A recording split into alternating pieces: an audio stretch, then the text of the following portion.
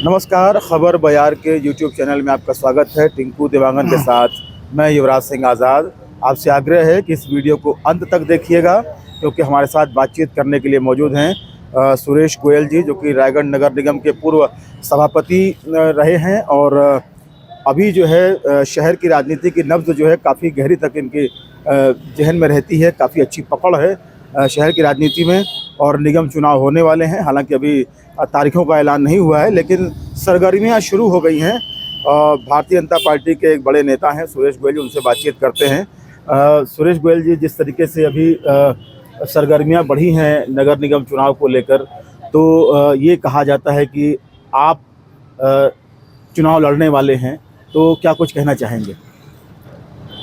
नहीं, भारतीय जनता पार्टी चुनाव लड़वाएगी अभी, और चुनाव की घोषणा हो गई है, लेकिन तारीख का ऐलान नहीं हुआ है। वार्डों का भी आरक्षण हो चुका है, और आरक्षण होने से मैं जिस वार्ड में रहता हूँ वो वार्ड सामान्य हुआ है। मैं पहले से यहाँ पार्षद भी रहा हूँ, पार्षद दल का नेता भी रहा, फिर मैं सभापति भी बना, तो वार्ड आरक्षण में सामान्य हुआ है। मेरी इच्छा है कि मैं इस वार्ड से चुनाव लड़ूं। भारतीय जनता पार्टी को मैं अपना आवेदन दूंगा, मुझे टिकट दिया जाए। अगर भारतीय जनता पार्टी टिकट देगी तो मैं चुनाव लड़ूंगा, उससे पहले तो मैं चुनाव लड़ ही नहीं सकता। और या जिसको भी टिकट भारतीय जनता पार्टी देगी उसके लिए मैं इस वार्ड में काम करूंगा। और शहर का जो वातावरण है, अभी माननीय ओपी चौधरी के विधायक बनने के बाद जो शहर में जो विकास हो रहा है, तो भारतीय जनता पार्टी के फेवर में माहौल है। क्योंकि 2 कार्यकाल हम देख चुके, हमारी सरकार नगर निगम में नहीं थी। 10 साल कोई काम इस शहर में हो नहीं पाया।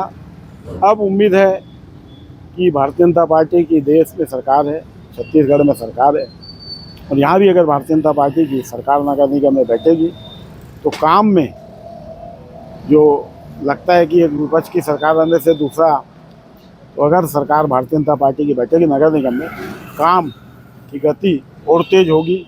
क्योंकि कुछ काम को विपक्ष के रहने से अटकता है, समझ लो जी, वो पूरा होगा। और ओपी भैया जिस स्पीड में काम कर रहे हैं, अगर नगर निगम में भारतीय जनता पार्टी की भी सरकार बैठेगी तो काम की स्पीड और आनंद आएगा। और रायगढ़ शहर का जो विकास होना चाहिए, मेरे को लगता है कि वो पूरा विकास जितनी उम्मीद है उससे भी ज़्यादा इस शहर को मिलेगा। और मैं जब भी चुनाव लड़ूंगा जब भारतीय जनता पार्टी मुझे टिकट देगी, नहीं तो जिसको भी देगी मैं उसके लिए काम भारतीय जनता पार्टी के लिए करूंगा।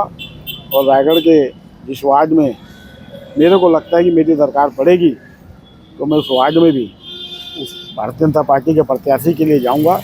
कहीं भी निर्दलीय, कहीं भी किसी के लिए मैं वोट मांगने नहीं जाऊंगा। और जिसको भी टिकट मिले उसके लिए काम करने का मेरा जो शुरू से एक आदत है। इससे पहले विपक्ष पिछड़ा हुआ था, महेश कंकरवाल जी पार्षद बने, उसके पहले भी जो पार्षद की टिकट मिली हम उसी के लिए काम करेंगे जिसको भारतीय जनता पार्टी आदेश करेगी। सुरेश गोयल जी, आप एक बड़े नेता हैं भारतीय जनता पार्टी के, तो ये सवाल बार बार आता है कि सुरेश गोयल जी जैसा एक बड़ा नेता जो है अपने आप को वार्ड तक सीमित करके क्यों रखा है? नहीं, वार्ड तक सीमित नहीं हूँ मैं अभी वर्तमान में विधानसभा का संयोजक ओपी चौधरी का पूरा विधानसभा का हूँ। लेकिन अब विधानसभा तो मैं चुनाव लड़ने का इच्छुक पहले भी नहीं था, मैं बोला भी ना, मेरा को मंशा था। लेकिन वार्ड में रहता हूँ, सामान्य तो रहता है कि अगर बन जाएंगे तो इस वार्ड का विकास को ओपी भैया के नज़दीक होने के कारण ज़्यादा होगा। और चुनाव लड़ने का मन तो हर आदमी का रहता है, मेरा भी मन है, लेकिन मैं ऐसा नहीं कि कोई जिद्दी है कि मैं चुनाव लड़ूं।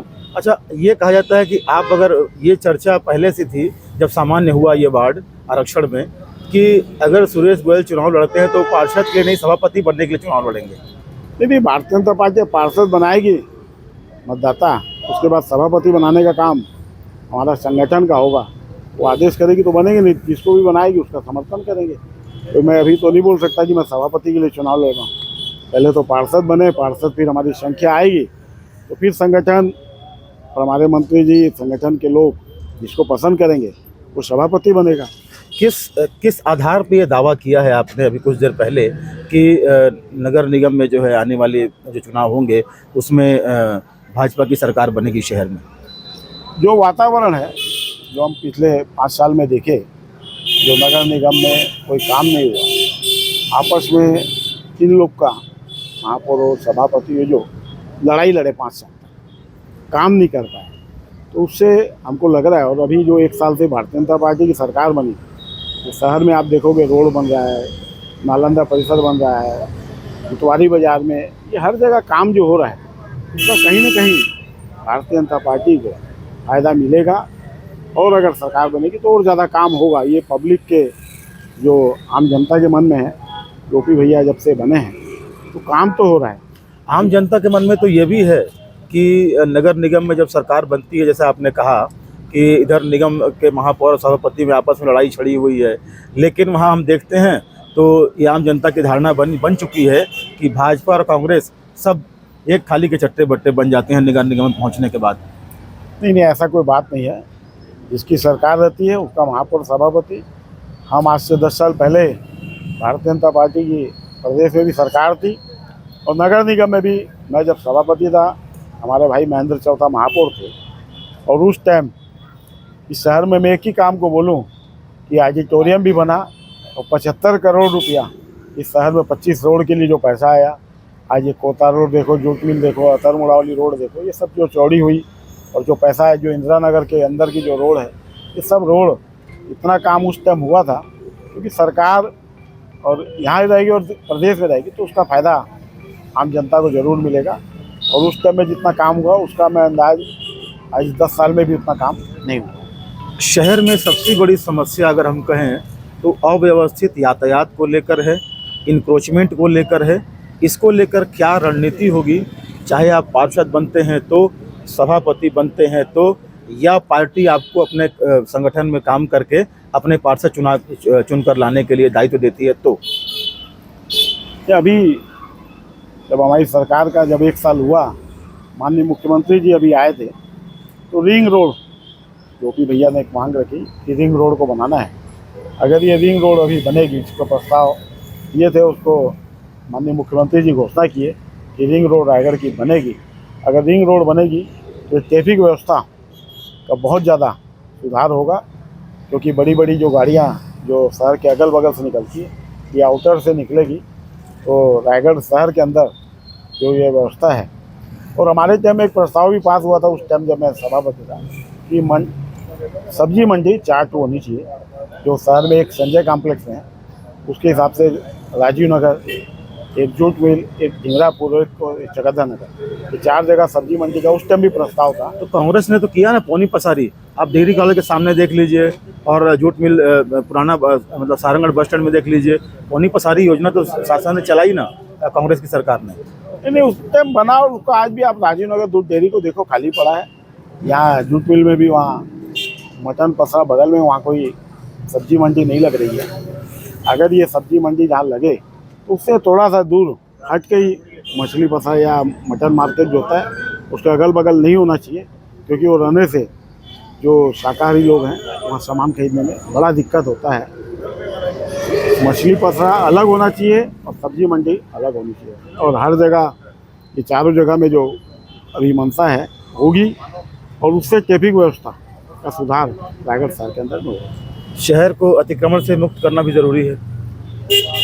अब अतिक्रमण से मैं तो मानता हूँ कि हमेशा काम चलता है, ठोस गति से चले। अब जहाँ भी अतिक्रमण को हटाएं तो उसकी जो बनाने की जो मंशा है उसको तुरंत वहाँ पर कर देना चाहिए, क्योंकि हटा के कुछ नहीं करेंगे तो 8 दिन 5 दिन के बाद वो लोग फिर वापस आ जाते हैं। अभी जो भी पसरा या जो भी वेजा कब्जा है छोटा मोटा, उसको देखते हुए हटाने से पहले उन गरीबों को भी व्यवस्था को पहले बनाना चाहिए, उसके बाद उनको हटाएं। चलिए चलते चलते ये तो बताइए, गोपी चौधरी के आप खासम खास हैं, ठीक है, विधानसभा संयोजक भी बने आप, और क्या ग्रीन सिग्नल है क्या? नहीं, मेरे को कोई ग्रीन सिग्नल नहीं है, क्योंकि पार्टी में हमारा संगठन जो करता है वही मान्य है। ग्रीन सिग्नल कहीं किसी को नहीं मिलता है, लेकिन पार्टी ये काम करते हैं तो विश्वास होता है कि चलो हमको आज इतने दिनों से पार्टी का कार्यकर्ता हूँ लंबे समय से, तो उम्मीद ज़रूर बना के रखा हूँ। लेकिन मेरे को कोई ग्रीन सिग्नल या किसी का आदेश नहीं हुआ कि आपको टिकट मिलेगी। लेकिन मैं अपनी कोशिश किया हूँ और मिलेगी तो लड़ूंगा, नहीं मिलेगी तो काम करूँगा। कॉन्फिडेंट हो टिकट मिलेगी?